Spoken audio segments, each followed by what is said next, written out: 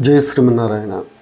హనుమంతుడు లంకా నగరానికి చేరుకున్న తర్వాత అశోకవనంలో ధ్యానంలో ఉన్న సీతమ్మ తల్లిని దర్శించి శ్రీరాముడు ఇచ్చిన ఉంగరాన్ని ఆమెకు గుర్తుగా తెలియజేసి ఆయన క్షేమ సమాచారాలను ఆవిడికి చెబుతాడు. తర్వాత ఆవిడను ఓదార్చిన తర్వాత లంకా నగరాన్ని ఆల్మోస్ట్ ధ్వంసం చేస్తాడు అని తెలిపే శ్లోకం అన్నమాట ఇది. ముందుగా మనం శ్లోకాన్ని తెలుపుకుని తర్వాత ప్రతి పదానికి వచ్చే అర్థాన్ని ఒక్కొక్కటిగా తెలుసుకునే ప్రయత్నం చేద్దాం.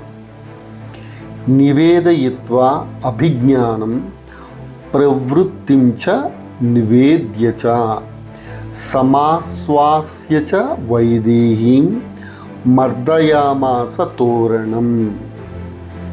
నివేదయిత్వా తెలియచేసి, ఎవరికి తెలియచేసి? సీతమ్మ తల్లికి.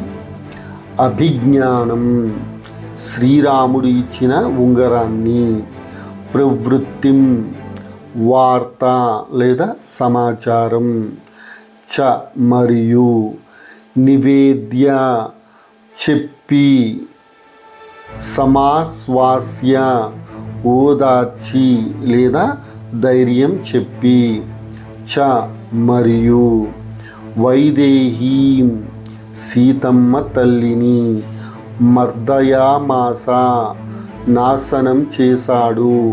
దేనిని?